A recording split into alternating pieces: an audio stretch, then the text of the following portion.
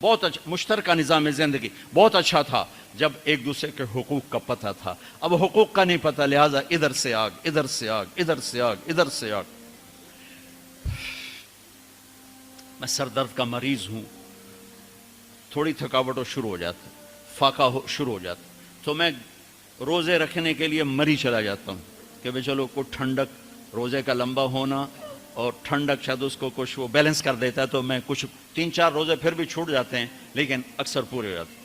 تو بھوربن میں وہاں ایک جگہ میں ٹھہرتا ہوں، تو عصر کے بعد میں تھوڑا بیان کرتا ہوں معاشرت پر. تو پہلی دفعہ جب میں وہاں ٹھہرا تو 8ویں دن امام مسجد کی بیوی آئی ہمارے پاس، میری بیگم کے پاس، کہ جی بیگم صاحب میں نے آپ کا اور مولانا کا شکریہ ادا کرنا ہے کہ آج میری زندگی کا پہلا ہفتہ ہے میرے خامند نے مجھے مارا نہیں. پہلا ہفتہ امام مسجد، امام مصلی پہ کھڑے ہونے والے، کہا پہلا زندگی کا ہفتہ ہے میرے خامند نے مجھے مارا نہیں، ورنہ میری ہر دوسرے دن پٹائی ہوتی تھی. اور 10ویں دن امام صاحب خود آ گئے کہ مولانا صاحب ہمیں پتہ ہی نہیں تھا زندگی کیسے گزار، ہمارے جو ماحول میں تھا ہم وہی کر رہے تھے. کہ میرے بہنوئی نے میری بہن کی ایک دفعہ ٹانگ توڑی، ایک دفعہ بازو توڑا، اور عالم دین ہے، عالم دین ہے. ہمیں کسی نے یہ بتایا نہیں تھا، ہم نے زندگی میں پہلی دفعہ یہ باتیں آپ کے منہ سے سنی کہ زندگی کیسے گزار. تو فرحان کی زندگی فتوے سے نہیں چلے گی کہ میں مفتی نعیم کا بیٹا ہوں، یہ تو حسن اخلاق سے چلے گی، میٹھے بول سے چلے گی. میرے نبی حضرت عائشہ کو لقمے بنا کے کھلاتے تھے، کوئی اظہار عشق تھا، اللہ کی قسم اظہار تعلیم تھا، تعلیم تھی. سکھایا کہ زندگی گزارنی کیسے. ان کو آٹا گوندھ کے دیتے تھے، چونکہ ابھی شروع میں ان کو آٹا گوندنا نہیں آتا تھا تو آٹا گوندھ کے دیتے تھے. اور عرب بڑی بڑی بوٹیاں پکاتے تھے، تو حضرت عائشہ بوٹی اٹھا کے ایسے نوچتیں اور پھر رکھ دیتیں.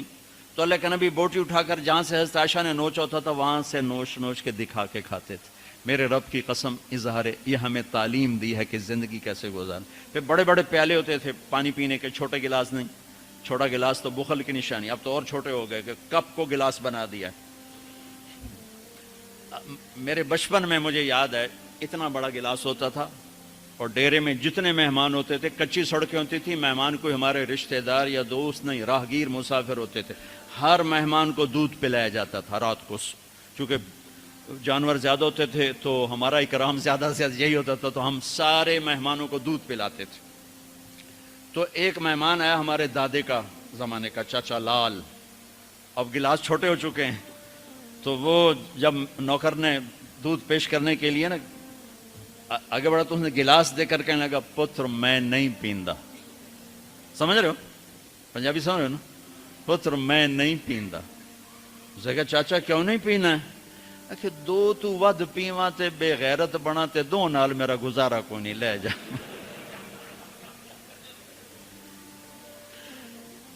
تو بخل کا زمانہ آ گیا، چھوٹی چھوٹی گلاسیں آ گئی.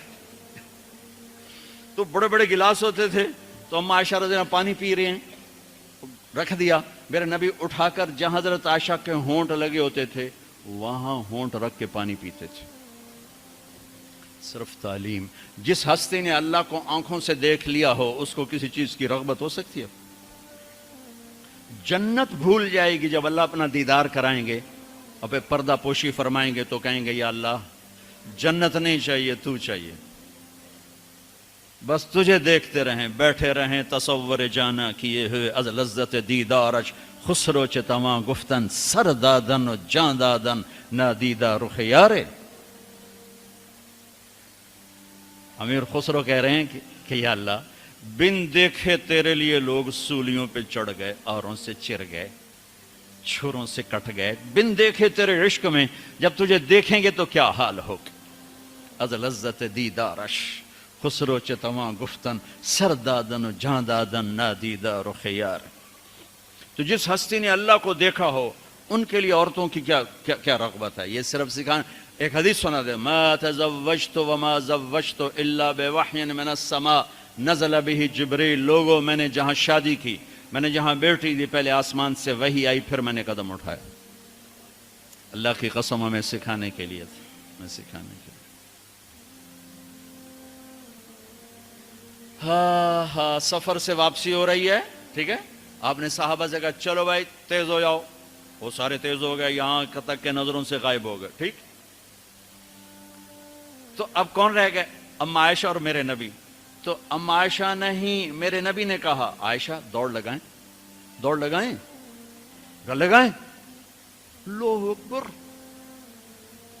مفتی نعیم کا اتنا بڑا پیڑ یہ دوڑ لگائے گا بیگم کے ساتھ؟ اور مولا منظور مینگل کا اس سے بھی بڑا ہو گیا، یہ لگائیں گے؟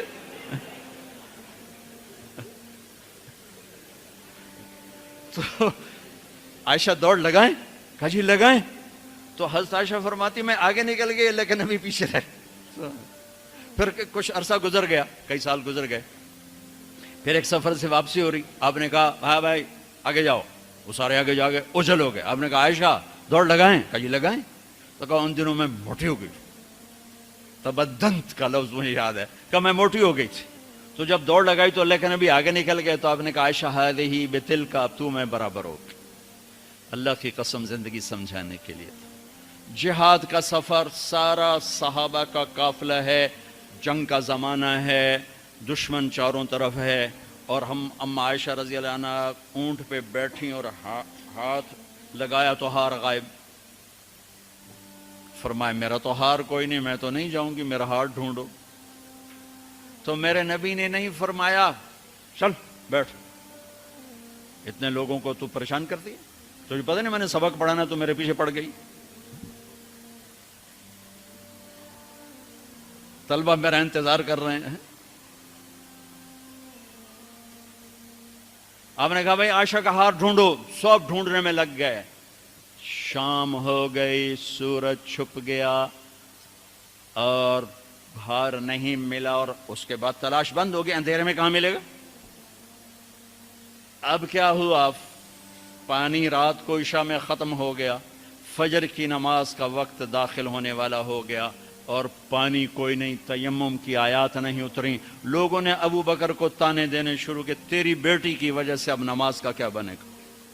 ابو بکر غصے میں آئے اما عائشہ کے خیمے میں، تو اللہ کے نبی گود میں سر رکھے سو رہے تھے۔ اب آپ تو باپ تھے، تو آ کر اب بول تو سکتے نہیں، اور چہرے سے دوری تیری وجہ سے ہی ہو، اور یہاں پسلی میں ماری انگلی، زور سے انگلی ماری۔ تو کہتے میں ایسے سخت ہو گئی تاکہ میرا بدن حرکت نہ کرے کہ کہیں اللہ کے نبی اٹھ نہ جائیں۔ تو چہرے سے غصے کا اظہار کر کے، اور میرے والد مرحوم جو تھے نا، وہ گالیاں بہت نکالتے تھے، اور ان کی بخشش کر پنجاب کے ذمہ دار کیا تھے۔ جب میں تبلیغ میں لگ گیا تو اب وہ عادت مجھ سے شرماتے تھے، تو جب میں ہوتا تھا نا تو نوکر کو بلا کر اس کو